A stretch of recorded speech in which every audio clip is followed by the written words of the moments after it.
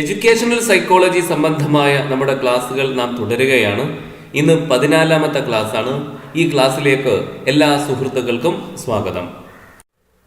കഴിഞ്ഞ 2 ക്ലാസ്സുകളിൽ നമ്മൾ വിശദീകരിച്ചത് ബിഹേവിയറിസ്റ്റ് തിയറികളാണ്. ആദ്യം പാവ്ലോവിന്റെ തിയറി നമ്മൾ പറഞ്ഞു, പിന്നീട് തൊണ്ടൈക്കിന്റെ തിയറിയും നമ്മൾ പറഞ്ഞു. ഇന്നത്തെ ക്ലാസ്സിൽ നമ്മൾ വിശദീകരിക്കുന്നത് BF സ്കിന്നറുടെ ഓപ്പറന്റ് കണ്ടീഷനിങ് എന്ന സിദ്ധാന്തമാണ്. ഇത് ബിഹേവിയറിസ്റ്റ് തിയറികളുടെ കൂട്ടത്തിൽപ്പെട്ട ഒരു തിയറിയാണ്. BF സ്കിന്നറുടെ ഓപ്പറന്റ് കണ്ടീഷനിങ് അഥവാ പ്രവർത്തനാനുബന്ധനം എന്ന തിയറിയാണ് നമ്മൾ ഇന്ന് പറയുന്നത്. സ്കിന്നറുടെ സിദ്ധാന്തത്തിലേക്ക് പ്രവേശിക്കുന്നതിന് മുമ്പ് അദ്ദേഹവുമായി ബന്ധപ്പെട്ടുകൊണ്ട് വന്ന ഒരു ചോദ്യം നമുക്ക് പരിചയപ്പെടാം. വ്യവഹാരത്തെയും അനുഭവത്തെയും കുറിച്ചുള്ള ശാസ്ത്രീയ പഠനമാണ് മനഃശാസ്ത്രം എന്ന് നിർവചിച്ചതാര്? Who defined psychology as the science of behavior and experience? ഇത് സ്കിന്നറാണ്. സൈക്കോളജി എന്നാൽ എന്ത്, മനഃശാസ്ത്രം എന്നാൽ എന്ത് എന്നതിന് ഇങ്ങനെ ഒരു നിർവചനം നൽകിയിട്ടുള്ളത്. ഇത് ഈ പുസ്തകത്തിന്റെ ആദ്യ ഭാഗത്താണ് നമുക്ക് ഇങ്ങനെ ഒരു നിർവചനം കാണാൻ സാധിക്കുക.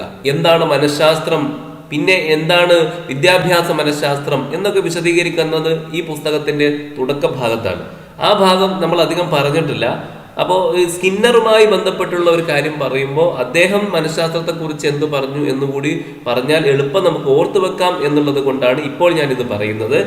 സ്കിന്നറാണ് പറഞ്ഞത് വ്യവഹാരത്തെയും അനുഭവത്തെയും കുറിച്ചുള്ള ശാസ്ത്രീയ പഠനമാണ് മനഃശാസ്ത്രം എന്ന്. അപ്പോൾ ഇത് അദ്ദേഹത്തെ കുറിച്ച് ചോദിച്ചിട്ടുള്ള ഒരു കേട്ടറ്റ് പരീക്ഷയിലെ ഒരു ചോദ്യമാണ്. അത് പ്രത്യേകം ഓർത്തു വെക്കുക. ഇനി നമുക്ക് പ്രവർത്തനാനുബന്ധന സിദ്ധാന്തം അഥവാ ഓപ്പറന്റ് കണ്ടീഷനിങ് തിയറിയെ കുറിച്ച് പറയാം. സ്കിന്നറുടേതാണ് ആ തിയറി. ഇതും പാവ്ലോവ് ആവിഷ്കരിച്ച സ്റ്റിമുലസ് ആൻഡ് റെസ്പോൺസ് തിയറിയുടെ ഒരു മാറ്റത്തോടു കൂടിയിട്ടുള്ള തുടർച്ച തന്നെയാണ്. മാറ്റത്തോടു കൂടിയുള്ള തുടർച്ച. അതായത് പാവ്ലോവിന് അതേപടി കോപ്പിയടിക്കുകയല്ല സ്കിന്നർ ചെയ്യുന്നത്. പാവ്ലോവിൽ നിന്നും കുറെ വ്യത്യാസങ്ങൾ സ്കിന്നറുടെ ഓപ്പറന്റ് കണ്ടീഷനിങ് തിയറിയിലുണ്ട്. ക്ലാസിക്കൽ കണ്ടീഷനിങ് തിയറിയാണല്ലോ പാവ്ലോവ് മുന്നോട്ട് വെച്ചത്. ആ ക്ലാസിക്കൽ കണ്ടീഷനിങ് തിയറിയിൽ നിന്ന് ചില മാറ്റങ്ങളെല്ലാം ഉണ്ട് ഓപ്പറന്റ് കണ്ടീഷനിങ് തിയറിക്ക്. എന്തുകൊണ്ട് അങ്ങനെ സംഭവിച്ചു? അതിനൊരു കാരണമുണ്ട്. തൊണ്ടൈക്കിനെ കുറിച്ച് നമ്മൾ പറഞ്ഞല്ലോ. തൊണ്ടൈക്ക് 3 നിയമങ്ങൾ ഉണ്ടാക്കി. Law of readiness, law of effect, law of exercise. അപ്പൊ അതിലുള്ള ലോ ഓഫ് എഫക്റ്റ് അഥവാ ഫല നിയമമാണ് പാവ്ലോവിൽ നിന്ന് വ്യതിചലിച്ച് ഒരു ഓപ്പറന്റ് കണ്ടീഷനിങ് സിദ്ധാന്തം ഉണ്ടാക്കുവാൻ സ്കിന്നർക്ക് പ്രേരണ നൽകിയത്. അപ്പൊ യഥാർത്ഥത്തിൽ സ്കിന്നർക്ക് ഇങ്ങനെ ഓപ്പറന്റ് കണ്ടീഷനിങ് തിയറി ഉണ്ടാക്കാൻ പ്രേരണ നൽകിയത് തൊണ്ടൈക്കാണ്. തൊണ്ടൈക്ക് ഉണ്ടാക്കിയ ഫല നിയമം അഥവാ ലോ ഓഫ് എഫക്റ്റ് ആണ് അദ്ദേഹത്തിന് ഇങ്ങനെ പുതിയ ഈ ഓപ്പറന്റ് കണ്ടീഷനിങ് എന്ന തിയറി ഉണ്ടാക്കുവാൻ പ്രേരണ നൽകിയത്. എങ്ങനെ എന്നത് നമ്മൾ വിശദീകരിക്കും. ഇതിന് ഓപ്പറന്റ് കണ്ടീഷനിങ് തിയറി എന്ന് പേര് വന്നത് എങ്ങനെയാണ്? അഥവാ പ്രവർത്തനാനുബന്ധന സിദ്ധാന്തം എന്ന് പേര് വരാൻ കാരണം ജീവി ഏർപ്പെടേണ്ട ചില പ്രവർത്തനങ്ങളെ ആധാരമാക്കിയാണ് അനുബന്ധനം നടക്കുന്നത്. അങ്ങനെയാണ് അദ്ദേഹം പറയുന്നത്. ജീവി ഏർപ്പെടേണ്ട ചില പ്രവർത്തനങ്ങളെ ആധാരമാക്കിയാണ് കണ്ടീഷനിങ് അഥവാ അനുബന്ധനം നടക്കുന്നത് എന്നതിനാലാണ് ഇതിനെ പ്രവർത്തനാനുബന്ധനം എന്ന് വിളിക്കുന്നത്. ആദ്യം നമുക്ക് സ്കിന്നറുടെ പരീക്ഷണങ്ങൾ പരിശോധിക്കാം. സ്കിന്നർ തുടർന്ന് പറയുന്ന കാര്യങ്ങളൊക്കെ ഈ പരീക്ഷണങ്ങളെ അടിസ്ഥാനപ്പെടുത്തിയാണ് പറയുന്നത് എന്നുള്ളത് കൊണ്ട് പരീക്ഷണം എന്തെന്ന് ആദ്യം മനസ്സിലാക്കിയാൽ പറയുന്ന കാര്യങ്ങൾ പെട്ടെന്ന് മനസ്സിലാവും. 2 പരീക്ഷണങ്ങൾ അദ്ദേഹം നടത്തിയിട്ടുണ്ട്. അദ്ദേഹത്തിന്റെ ആദ്യ പരീക്ഷണം ഒരു എലിയിലാണ്. ഒരു വിശക്കുന്ന എലിയെ പിടിച്ച് അദ്ദേഹം ഒരു പെട്ടിയിലിട്ടു. ആ പെട്ടി ഒരു സാധാരണ പെട്ടിയായിരുന്നില്ല, സ്കിന്നറുടെ പെട്ടി എന്നാണ് ആ പെട്ടി അറിയപ്പെട്ടത്. ആ പെട്ടിയിൽ ഒരു ലിവർ ഉണ്ടായിരുന്നു. ആ ലിവർ ഒരു പ്രത്യേക രീതിയിൽ ചലിപ്പിച്ചാൽ ആഹാരം കിട്ടാനുള്ള സംവിധാനം അവിടെ തയ്യാറാക്കിയിരുന്നു. അപ്പൊ അങ്ങനെയുള്ള ഒരു പെട്ടിയാണ് സ്കിന്നറുടെ പെട്ടി. അങ്ങനെ നന്നായി വിശക്കുന്ന ഒരു എലിയെ പിടിച്ച് സ്കിന്നറുടെ പെട്ടിയിൽ അടച്ചു. എലി 4 പാടും നടന്നു. ഈ പെട്ടിയുടെ ഉള്ളിൽ എല്ലാ ഭാഗത്തേക്കും എലി സഞ്ചരിച്ചു. ഭക്ഷണം തേടിയിട്ടാണ് എലി അലയുന്നത്. പെട്ടെന്ന് അറിയാതെ യാദൃശികമായിട്ട് എലി ലിവറിൽ കാലമർത്തി. അപ്പോൾ എലിക്ക് ഭക്ഷണം കിട്ടി. അങ്ങനെ വീണ്ടും, പക്ഷെ ആദ്യത്തെ തവണ എങ്ങനെ ഭക്ഷണം കിട്ടി എന്ന് എലിക്ക് മനസ്സിലായില്ല. എലി അറിയാതെ കാൽ അതിൽ തട്ടിയതാണ്. പക്ഷെ പിന്നീട് എലി കാര്യം മനസ്സിലാക്കി ലിവറിൽ അമർത്തിയപ്പോഴാണ് എനിക്ക് ഭക്ഷണം കിട്ടിയത്. അപ്പോൾ ഭക്ഷണം വേണ്ടതുണ്ടെങ്കിൽ ലിവറിൽ അമർത്തുകയാണ് ചെയ്യേണ്ടത് എന്ന കാര്യം എലി പഠിച്ചു. ഇതാണ് അദ്ദേഹം നടത്തിയ പരീക്ഷണം. സ്കിന്നറുടെ പെട്ടിയിൽ എലിയെ അടച്ചിരിക്കുന്നതിന്റെ ചിത്രമാണ് നമ്മൾ കാണുന്നത്. ഈ പരീക്ഷണത്തിൽ നിന്ന് നമ്മൾ മനസ്സിലാക്കിയ കാര്യം, എലി ലിവറിൽ അമർത്തി എലിക്ക് ആഹാരം ലഭിച്ചു. ലിവറിൽ അമർത്തുന്നതിനെ സ്കിന്നർ ഓപ്പറന്റ് റെസ്പോൺസ് എന്നാണ് വിളിച്ചത്. ആഹാരം അഥവാ ഒരു റിവാർഡ്, ഒരു സമ്മാനം ലഭിക്കുന്നതിനെ പോസിറ്റീവ് റീഇൻഫോഴ്സ്മെന്റ് എന്നും അദ്ദേഹം വിളിച്ചു. ഈ രണ്ട് പദങ്ങളും നമ്മൾ ഇതിൽ പഠിച്ചിരിക്കേണ്ടതാണ്.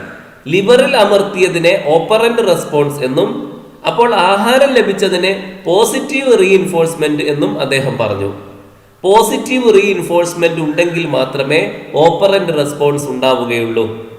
പോസിറ്റീവ് റീഇൻഫോഴ്സ്മെന്റ് ഇല്ലെങ്കിൽ അഥവാ ആഹാരം ലഭിച്ചില്ലെങ്കിൽ ഓപ്പറന്റ് റെസ്പോൺസ് അഥവാ ലിവറിൽ അമർത്തുക എന്നതുണ്ടാവില്ല. അപ്പോൾ ഇതാണ് അദ്ദേഹം ഈ പരീക്ഷണത്തിലൂടെ അദ്ദേഹം മനസ്സിലാക്കിയ കാര്യം. ഇതാണ്, ഒരു ഓപ്പറന്റ് റെസ്പോൺസ് ഉണ്ടാവണമെങ്കിൽ പോസിറ്റീവ് റീഇൻഫോഴ്സ്മെന്റ് ഉണ്ടായിരിക്കണം. അങ്ങനെ പോസിറ്റീവ് റീഇൻഫോഴ്സ്മെന്റ് ഇല്ലെങ്കിൽ ഓപ്പറന്റ് റെസ്പോൺസ് ഉണ്ടാവുകയില്ല എന്നാണ് സ്കിന്നർ ഈ പരീക്ഷണത്തിലൂടെ തെളിയിച്ചിരിക്കുന്നത്. സ്കിന്നർ രണ്ടാമതായി നടത്തിയ പരീക്ഷണം ഒരു പ്രാവിലാണ്. ഒരു പ്രാവിനെ പിടിച്ച് അദ്ദേഹം ഒരു കൂട്ടിലടച്ചു. അതും നേരത്തെ പറഞ്ഞതുപോലെ ഒരു പ്രത്യേക കൂടായിരുന്നു. അതിൽ ഭക്ഷണത്തിന് വേണ്ടിയിട്ട് പ്രത്യേക സംവിധാനം ഉണ്ടാക്കിയിരുന്നു. പ്രാവ് ഭക്ഷണം കിട്ടണമെങ്കിൽ തല ഒരു പ്രത്യേക ഉയരം വരെ പൊക്കി ഒരു പ്രത്യേക ബിന്ദുവിൽ കൊത്തേണ്ടതുണ്ടായിരുന്നു. അങ്ങനെ ചെയ്താൽ ഉടൻ തന്നെ ഭക്ഷണം കിട്ടുമായിരുന്നു. അപ്പോൾ പ്രാവിനെ കൂട്ടിലടച്ച ഉടനെ പ്രാവിന് ഇതറിയില്ല. പ്രാവ് പല ഭാഗത്തും കൊത്തി നോക്കി. അവസാനം അറിയാതെ ഈ ഭാഗത്തും കൊത്തി നോക്കി. അങ്ങനെ അപ്പോൾ കൊത്തി നോക്കിയപ്പോൾ പ്രാവിന് ഭക്ഷണം കിട്ടി. പക്ഷെ അപ്പോഴും പ്രാവിന് മനസ്സിലായില്ല ഇവിടെ കൊത്തിയത് കൊണ്ടാണ് ഭക്ഷണം കിട്ടിയത് എന്ന്. പ്രാവ് പിന്നെയും പലയിടത്തും കൊത്തി.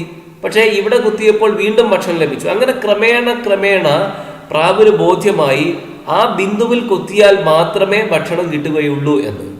അപ്പോൾ പ്രാവ് അത് മാത്രം ആവർത്തിക്കാൻ തുടങ്ങി. അങ്ങനെ ഓപ്പറന്റ് ബിഹേവിയർ അല്ലെങ്കിൽ ഓപ്പറന്റ് റെസ്പോൺസ് ശക്തമായി. അഥവാ ആ ബിന്ദുവിൽ മാത്രം കൊത്തുക എന്ന കാര്യം ആവർത്തിച്ച് നടന്നു. അത് അങ്ങനെ ആവർത്തിച്ച് ആ ബിന്ദുവിൽ തന്നെ കൊത്താൻ അഥവാ ഈ ഓപ്പറന്റ് ബിഹേവിയർ, ഓപ്പറന്റ് റെസ്പോൺസ് പ്രാവ് ആവർത്തിക്കാൻ കാരണം എന്തായിരുന്നു? പ്രാവിന് ഭക്ഷണം എന്ന റീഇൻഫോഴ്സ്മെന്റ്, പോസിറ്റീവ് റീഇൻഫോഴ്സ്മെന്റ് ലഭിച്ചത് കൊണ്ടാണ്. ഭക്ഷണം ലഭിച്ചുകൊണ്ടിരുന്ന നേരത്തൊക്കെ പ്രാവ് കൊത്തിക്കൊണ്ടേയിരുന്നു. അഥവാ പ്രാവ് കൊത്തണമെങ്കിൽ ഭക്ഷണം ലഭിക്കേണ്ടതുണ്ട്. അഥവാ ഈ ഓപ്പറന്റ് ബിഹേവിയർ, ഓപ്പറന്റ് റെസ്പോൺസ് ഉണ്ടാവണമെങ്കിൽ അഥവാ കൊത്തണമെങ്കിൽ പോസിറ്റീവ് റീഇൻഫോഴ്സ്മെന്റ് ആയ ഭക്ഷണം ലഭിക്കണമായിരുന്നു. ഭക്ഷണം ലഭിച്ചില്ലെങ്കിൽ, പോസിറ്റീവ് റീഇൻഫോഴ്സ്മെന്റ് ലഭിച്ചില്ലെങ്കിൽ ഓപ്പറന്റ് ബിഹേവിയർ അഥവാ കൊത്തൽ ഉണ്ടാവുകയില്ല. ഇക്കാര്യമാണ് ഈ പരീക്ഷണത്തിലൂടെയും സ്കിന്നർ തെളിയിച്ചിരിക്കുന്നത്. ബിഹേവിയറിസ്റ്റ് തിയറികളാണല്ലോ നമ്മൾ പറഞ്ഞുകൊണ്ടിരിക്കുന്നത്. നമ്മൾ പാവ്ലോവിന്റെ തിയറി പറഞ്ഞു, പിന്നെ തൊണ്ടേക്കിന്റെ തിയറി പറഞ്ഞു, ഇപ്പോൾ സ്കിന്നറുടെ തിയറി നമ്മൾ പറഞ്ഞുകൊണ്ടിരിക്കുകയാണ്. ഇവയിലൊക്കെ കാണാവുന്ന ഒരു പ്രത്യേകത സ്റ്റിമുലസ് റെസ്പോൺസ്, ഇവയെക്കുറിച്ചാണ് നമ്മൾ പറഞ്ഞുകൊണ്ടേയിരിക്കുന്നത്. ചോദകം, പ്രതികരണം. ചോദകം ഉണ്ടെങ്കിലേ പ്രതികരണം ഉണ്ടാവൂ എന്നാണ് ഈ സൈദ്ധാന്തികരെല്ലാം വിശ്വസിക്കുന്നത്. ചോദകം എന്ന് പറഞ്ഞാൽ പാവ്ലോവിന്റെ ഉദാഹരണം നമ്മൾ നോക്കുകയാണെങ്കിൽ അവിടെ ഒരു ഇറച്ചിയാണ് ചോദകം. ആ ഇറച്ചി കണ്ടിട്ട് നായയുടെ വായിൽ വെള്ളമൂറി, അതാണ് റെസ്പോൺസ്. പിന്നീട് ഇറച്ചി എന്ന ഈ ചോദകം കൊടുക്കാതിരുന്നു. പക്ഷെ അവിടെ മറ്റൊരു ചോദകം ഉണ്ടായി, ബെല്ലടിക്കുക. ബെല്ലടി കേട്ടപ്പോൾ നായയുടെ വായിൽ വീണ്ടും വെള്ളമുണ്ടായി. അപ്പോൾ ബെല്ലടി എന്നത് അവിടെ ചോദകമാണ്, നായയുടെ വായിൽ വെള്ളമൂറി എന്നത് പ്രതികരണമാണ്. അപ്പോൾ സ്റ്റിമുലസ് അഥവാ ചോദകം, റെസ്പോൺസ് അഥവാ പ്രതികരണം. അപ്പോൾ സ്റ്റിമുലസ് ഉണ്ടെങ്കിലേ റെസ്പോൺസ് ഉണ്ടാകൂ, ചോദകമുണ്ടെങ്കിലേ റെസ്പോൺസ് ഉണ്ടാകൂ. ചോദകമില്ലെങ്കിൽ റെസ്പോൺസ് ഇല്ല, ചോദകമില്ലെങ്കിൽ പ്രതികരണമില്ല. ഇതാണ് ഈ ചിന്തകന്മാർ, ഈ സൈദ്ധാന്തികന്മാർ പറയുന്നത്. പക്ഷെ സ്കിന്നർ അങ്ങനെ പറഞ്ഞില്ല. സ്കിന്നർ പറയുന്നത് മിക്ക പ്രതികരണങ്ങൾക്കും നിയതമായ ഒരു ചോദകം കണ്ടെത്താൻ നമുക്ക് കഴിയില്ല എന്നാണ്. രണ്ട് തരത്തിലുള്ള വ്യവഹാരങ്ങൾ, രണ്ട് തരത്തിലുള്ള പെരുമാറ്റങ്ങൾ ഒരു ജീവിയിൽ നമുക്ക് കാണാം. അദ്ദേഹം പറയുന്നത് അങ്ങനെയാണ്. ഒന്ന്, വ്യക്തമായ ചോദകങ്ങൾ വഴി ഒരു ജീവി പിടിച്ചെടുക്കുന്നത്, അഥവാ വ്യക്തമായ ചോദകങ്ങളുള്ള പ്രതികരണങ്ങൾ. എന്നാൽ രണ്ടാമത്തെ ഇനം ചോദകം ഏതെന്ന് നമുക്കറിയാത്ത കാര്യങ്ങൾ, അജ്ഞാതമായ ചോദകം മൂലം ഒരു ജീവി പുറപ്പെടുവിക്കുന്ന പെരുമാറ്റങ്ങൾ. അങ്ങനെ രണ്ട് തരമുണ്ട്. വ്യക്തമായ ചോദകങ്ങൾ വഴിയുള്ള പ്രതികരണമുണ്ട്, അജ്ഞാതമായ ചോദകം മൂലമുള്ള പ്രവർത്തനങ്ങളുണ്ട്. ഇവിടെ തന്നെ നമ്മൾ പരിശോധിച്ചാൽ കാണാം, ഒരു ഇറച്ചി കണ്ടിട്ടോ അങ്ങനെ മറ്റു വല്ലതും കണ്ടിട്ടല്ല ഈ എലി ലിവർ ഇളക്കിക്കൊണ്ടിരിക്കുന്നത്, ലിവർ ഇളക്കാൻ വേണ്ടി ശ്രമിക്കുന്നത്. പിന്നെ ലിവർ ഇളക്കിയപ്പോഴാണ് അതിന് ഭക്ഷണം കിട്ടുന്നത്, അല്ലെങ്കിൽ ഭക്ഷണം കണ്ടിട്ടല്ല ലിവർ ഇളക്കുന്നത്. അതാണ് നമ്മൾ കാണേണ്ടത്. അതേപോലെ പ്രാവും അങ്ങനെയാണ്, ഭക്ഷണം കണ്ടിട്ടല്ല ഇത് ഇളക്കുന്നത്, അത് ഇളക്കിയപ്പോൾ ഭക്ഷണം കിട്ടി എന്നത് ശരിയാണ്. അപ്പൊ ഇങ്ങനെ അജ്ഞാതമായ ചോദകം വഴി ജീവി പുറപ്പെടുവിക്കുന്ന രണ്ടാമത്തെ ഇനത്തിൽപ്പെട്ട വ്യവഹാരങ്ങളെ അദ്ദേഹം പ്രാവർത്തികമായ വ്യവഹാരം അഥവാ ഓപ്പറന്റ് റെസ്പോൺസ്, ഓപ്പറന്റ് ബിഹേവിയർ എന്നാണ് അദ്ദേഹം വിളിച്ചത്. എന്നാൽ വ്യക്തമായ ചോദകങ്ങൾ ഉള്ള പ്രവർത്തനങ്ങളെ അദ്ദേഹം പ്രതികരണ വ്യവഹാരം അഥവാ ഇച്ഛാതീത വ്യവഹാരം എന്നും വിളിച്ചു. അപ്പോൾ രണ്ട് തരത്തിലുള്ള വ്യവഹാരങ്ങൾ ഉണ്ട് എന്ന് നമ്മൾ മനസ്സിലാക്കുകയുണ്ടായി. പ്രതികരണ വ്യവഹാരം, പ്രാവർത്തിക വ്യവഹാരം, response behaviour, operant behaviour. Pavlov പറഞ്ഞത് പ്രതികരണ വ്യവഹാരത്തെ സംബന്ധിച്ചാണ്. അതിൽ നടക്കുന്ന അനുബന്ധനം പാവ്ലോവ് പറഞ്ഞ രീതിയിലാണ്. അഥവാ ഒരു സ്റ്റിമുലസ്, അതിനൊരു റെസ്പോൺസ്. ഇറച്ചി കാണുന്നു, നായയുടെ വായിൽ വെള്ളം വരുന്നു. ഇനി ഇറച്ചി കൊടുക്കാതിരുന്നപ്പോഴും ഒരു സ്റ്റിമുലസ് ഉണ്ട്, അഥവാ ബെല്ലടിക്കുന്നു, അപ്പോൾ നായയുടെ വായിൽ വെള്ളം വരുന്നു. ബെല്ലടിക്കുക എന്നത് സ്റ്റിമുലസ്, നായയുടെ വായിൽ വെള്ളം വരിക എന്നത് റെസ്പോൺസ്. അപ്പൊ ഇവിടെ സ്റ്റിമുലസ് ഉണ്ടെങ്കിലേ റെസ്പോൺസ് ഉള്ളൂ. അവിടെ സ്റ്റിമുലസിനാണ് പ്രാധാന്യം. അതുകൊണ്ട് തന്നെ അത്തരം കണ്ടീഷനിങ്ങിനെ ടൈപ്പ് എസ് കണ്ടീഷനിങ് അഥവാ എസ് വകുപ്പിൽപ്പെട്ട അനുബന്ധനം എന്നാണ് വിളിക്കുന്നത്. സ്കിന്നർ പ്രാധാന്യം നൽകുന്നത് അതിനല്ല. അദ്ദേഹം പ്രാധാന്യം നൽകുന്നത് ഓപ്പറന്റ് റെസ്പോൺസിനാണ്, ഓപ്പറന്റ് ബിഹേവിയറിനാണ് സ്കിന്നർ പ്രാധാന്യം നൽകുന്നത്. ഓപ്പറന്റ് ബിഹേവിയർ നോക്കുമ്പോൾ അതിലൊരു ചോദകമില്ല.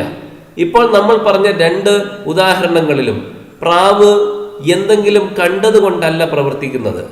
പ്രാവ് പ്രവർത്തിക്കുവാൻ പുറത്ത് ഇറച്ചിയോ വേറെ മറ്റൊന്നുമില്ല.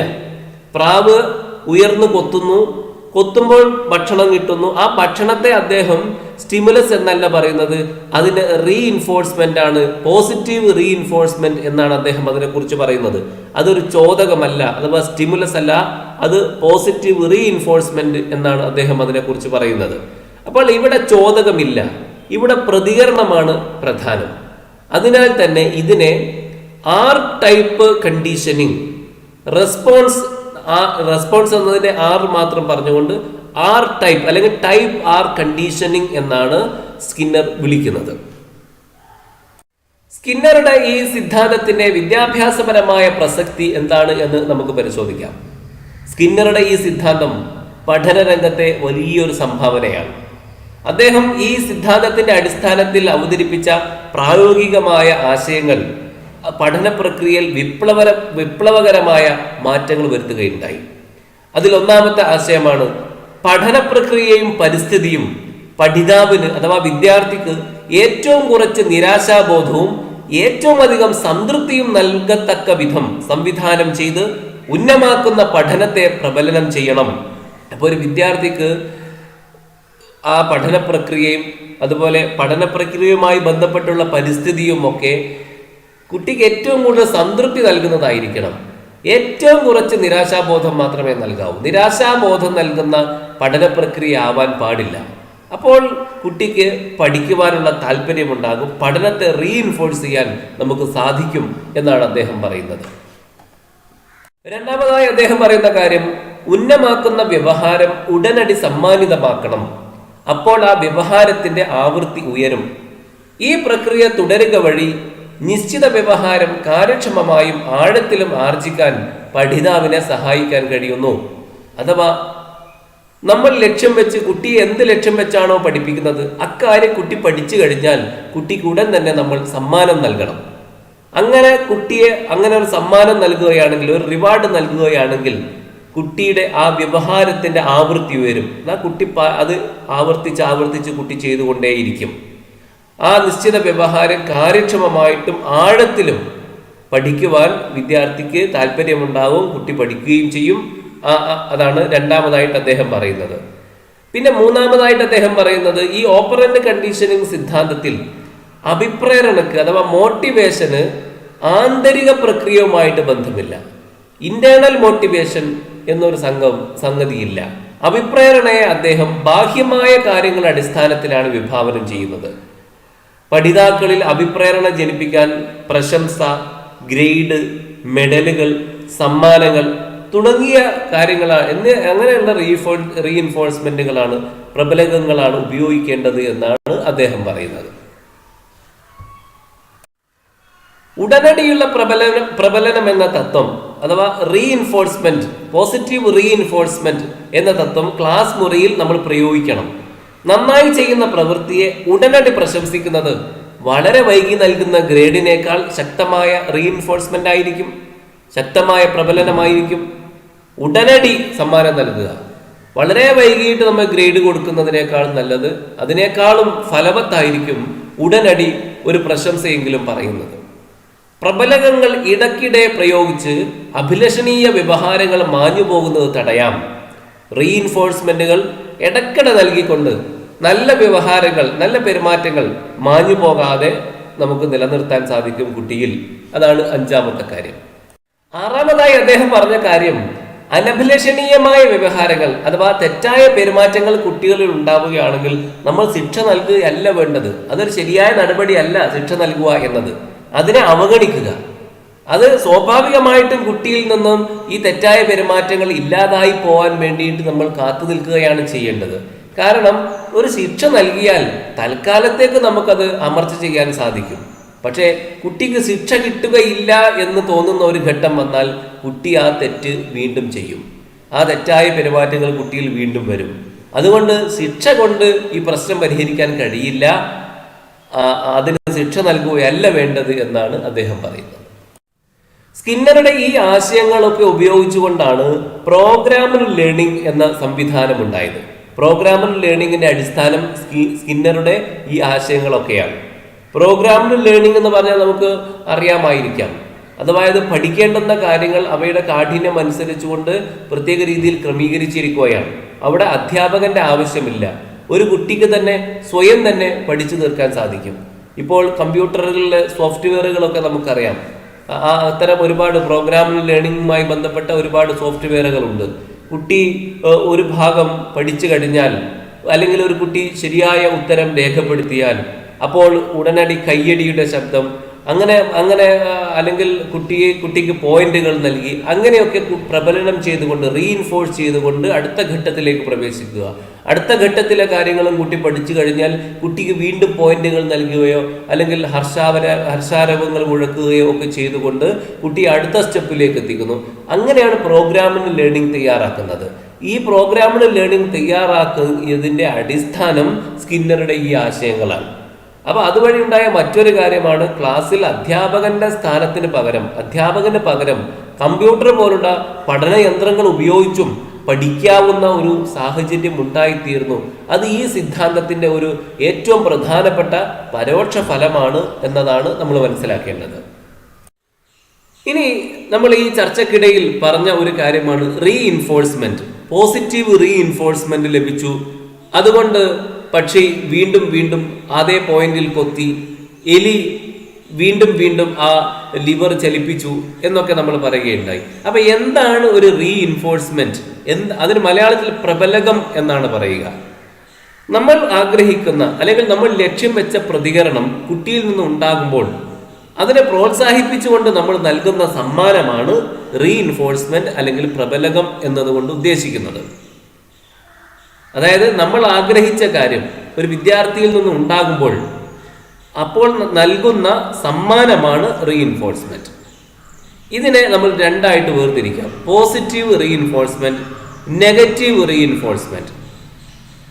പോസിറ്റീവ് റീഇൻഫോഴ്സ്മെന്റ് എന്ന് പറഞ്ഞാൽ നമ്മൾ ആഗ്രഹിച്ച കാര്യം അല്ലെങ്കിൽ നമ്മൾ ലക്ഷ്യം വെച്ച പ്രതികരണം കുട്ടിയിൽ നിന്നുണ്ടാകുമ്പോൾ നമ്മൾ ഒരു സമ്മാനം നൽകുക. അത് ഒരു വസ്തു സമ്മാനമായിട്ട് നൽകാം, അല്ലെങ്കിൽ ഒരു പ്രശംസ ആവാം, അല്ലെങ്കിൽ അധ്യാപകന്റെ പുഞ്ചിരി, അംഗീകാരം, സ്നേഹപൂർവ്വമുള്ള ഒരു തലോടൽ. ഇതൊക്കെ തന്നെ ഒരു പോസിറ്റീവ് റീഇൻഫോഴ്സ്മെന്റ് ആണ്. അഥവാ കുട്ടിക്ക് നമ്മളൊരു കാര്യം അങ്ങോട്ട് കൊടുക്കുകയാണ്. അതാണ് പോസിറ്റീവ് റീഇൻഫോഴ്സ്മെന്റ്. നെഗറ്റീവ് റീഇൻഫോഴ്സ്മെന്റ് എന്നാൽ കുട്ടിയിൽ നിന്ന് ശരിയായ പ്രതികരണം ഉണ്ടാകുമ്പോൾ പകരമായിട്ട് അസുഖകരമായ ഒരു അനുഭവം മാറ്റിക്കൊടുക്കുന്നു, അസുഖകരമായ ഒരു അനുഭവം പിൻവലിക്കുകയാണ് ചെയ്യുന്നത്. അപ്പോൾ കുട്ടിയിൽ നിന്ന് കുട്ടിക്ക് ഒരു വേദനയിൽ നിന്നുള്ള മോചനമുണ്ടായി, അതൊരു സമ്മാനമാണ്. അത് കുട്ടിക്ക് ഒരു റീഇൻഫോഴ്സ്മെന്റ് ആയി തീരുകയും കുട്ടി ഈ ശരിയായ പ്രതികരണം ആവർത്തിച്ച് ചെയ്യുകയും ചെയ്യുന്നു. ഒരു ഉദാഹരണം പറഞ്ഞാൽ, ഒരു അധ്യാപിക പറയുകയാണ്, ക്ലാസ്സിൽ എക്സർസൈസുകളെല്ലാം നന്നായി ചെയ്യുന്ന കുട്ടികളെ ഇമ്പോസിഷനിൽ നിന്ന് ഒഴിവാക്കാം. അപ്പൊ ഇമ്പോസിഷനിൽ നിന്ന് ഒഴിവാക്കുക എന്നത് ഒരു റീഇൻഫോഴ്സ്മെന്റ് ആണ്.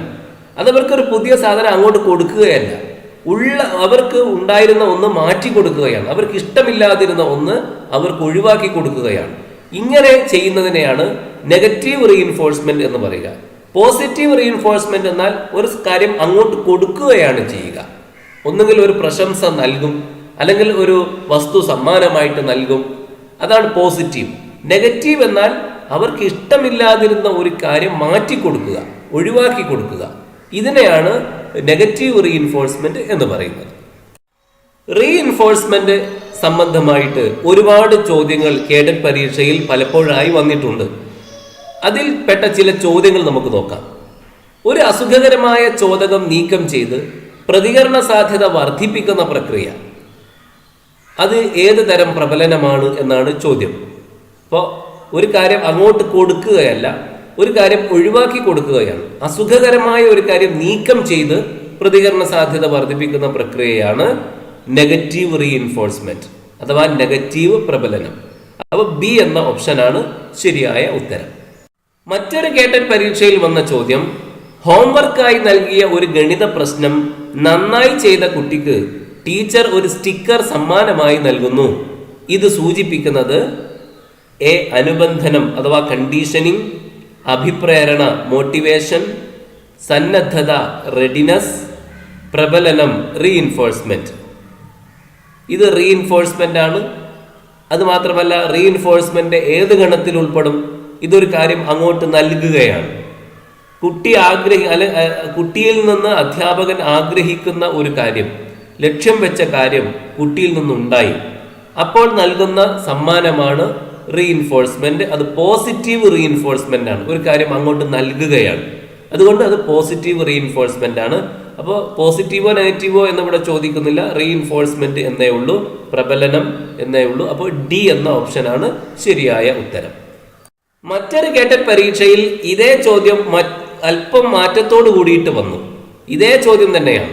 കണക്കിലെ ഗ്രഹപാഠം നല്ല രീതിയിൽ ചെയ്തുകൊണ്ട് വന്ന ഒരു വിദ്യാർത്ഥിക്ക് അധ്യാപിക ഒരു സ്റ്റിക്കർ നൽകുന്നു. ഇവിടെ ഉപയോഗിക്കപ്പെടുന്നത് പ്രബലനം, റീഇൻഫോഴ്സ്മെന്റ്, എക്സ്റ്റൻഷൻ, സബ്സ്റ്റിറ്റ്യൂഷൻ, സാമാന്യവൽക്കരണം അഥവാ ജനറലൈസേഷൻ. അധ്യാപിക വിദ്യാർത്ഥിയിൽ നിന്ന് ലക്ഷ്യം വെക്കുന്ന ഒരു കാര്യമാണ് കണക്കിൻ്റെ ഹോംവർക്കുകളെല്ലാം ചെയ്തുകൊണ്ട് വരിക എന്നത്.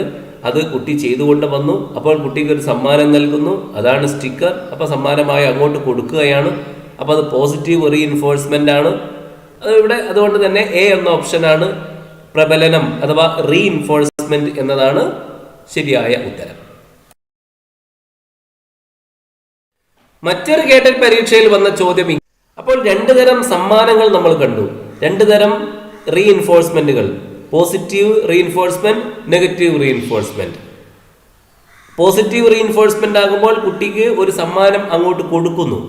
നെഗറ്റീവ് റീഇൻഫോഴ്സ്മെന്റ് ആകുമ്പോൾ കുട്ടിക്ക് അവന് ഇഷ്ടപ്പെടാത്ത ഒരു സംഗതി ഒഴിവാക്കി കൊടുക്കുന്നു. രണ്ടായിരുന്നാലും കുട്ടിക്ക് സന്തോഷമാണ്. ഇനി നമ്മൾ ശിക്ഷയെ പരിശോധിച്ചാൽ അഥവാ പണിഷ്മെന്റ് പരിശോധിച്ചാലും ഇങ്ങനെ രണ്ട് വിധമുണ്ട് എന്ന് കാണാൻ സാധിക്കും. പോസിറ്റീവ് പണിഷ്മെന്റും നെഗറ്റീവ് പണിഷ്മെന്റും. പോസിറ്റീവ് പണിഷ്മെന്റ് എന്നാൽ കുട്ടിയെ ഒരു ശിക്ഷ അങ്ങോട്ട് ഏൽപ്പിക്കുക, കുട്ടിയെ അടി കൊടുക്കുക, അല്ലെങ്കിൽ പരീക്ഷയിൽ മാർക്ക് കുറഞ്ഞ ഒരു കുട്ടിക്ക് എക്സ്ട്രാ വർക്കുകൾ നൽകുക. അത് പോസിറ്റീവ് പണിഷ്മെന്റ് ആണ്. നെഗറ്റീവ് പണിഷ്മെന്റ് എന്നാൽ കുട്ടി വളരെയേറെ ഇഷ്ടപ്പെടുന്ന ഒരു കാര്യം കുട്ടിയിൽ നിന്ന് പിടിച്ചു മാറ്റുക, കുട്ടിയിൽ നിന്ന് ഒഴിവാക്കുക. കുട്ടി അത് കൂടെ കൊണ്ടു നടക്കാൻ ഏറെ ഇഷ്ടപ്പെടുന്നു, പക്ഷേ ആ കുട്ടിയിൽ നിന്ന് അത് പിടിച്ചു വാങ്ങിയിട്ട് ഒഴിവാക്കുക. അഥവാ മാർക്ക് കുറഞ്ഞ ഒരു കുട്ടിയിൽ നിന്നും അവൻ്റെ മൊബൈൽ ഫോൺ വാങ്ങി വെക്കുക, അത് നെഗറ്റീവ് പണിഷ്മെന്റ് ആണ്. കുട്ടി ഒരിക്കലും അത് ഇഷ്ടപ്പെടുന്നില്ല. പക്ഷെ ഒരു ശിക്ഷ എന്ന നിലക്ക് അവന്റെ മൊബൈൽ ഫോൺ എടുത്ത് ഒഴിവാക്കുകയാണ്.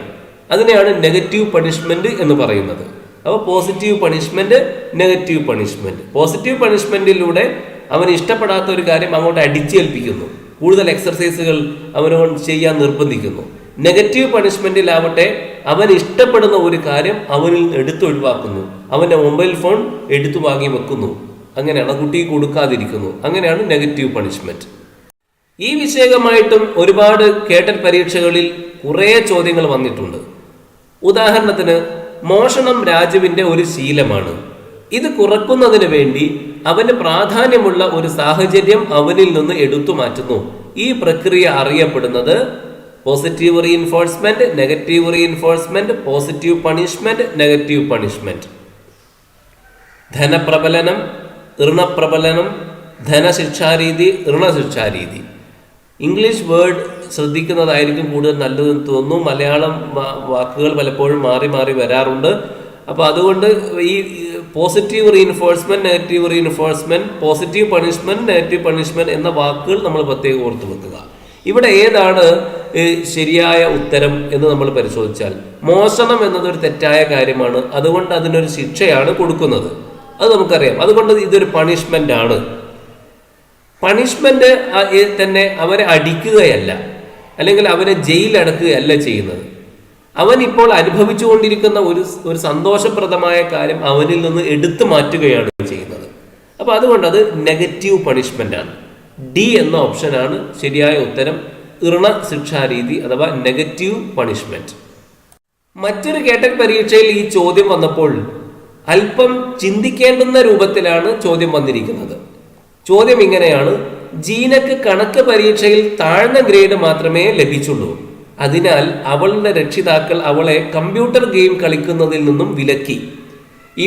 ഇവിടെ ജീനയുടെ രക്ഷിതാക്കൾ ഉപയോഗിച്ചിരിക്കുന്ന തന്ത്രം നെഗറ്റീവ് പ്രബലനം അഥവാ നെഗറ്റീവ് റീഇൻഫോഴ്സ്മെന്റ്, പോസിറ്റീവ് പ്രബലനം അഥവാ positive reinforcement, punishment by application, punishment by removal. അവസാനം പറഞ്ഞ രണ്ട് വാക്കുകൾ നമുക്ക് ഒരുപക്ഷെ ആദ്യമായിട്ട് കേൾക്കുകയാണ്, നമ്മളത് പഠിച്ചിട്ടില്ല. Punishment by application, punishment by removal.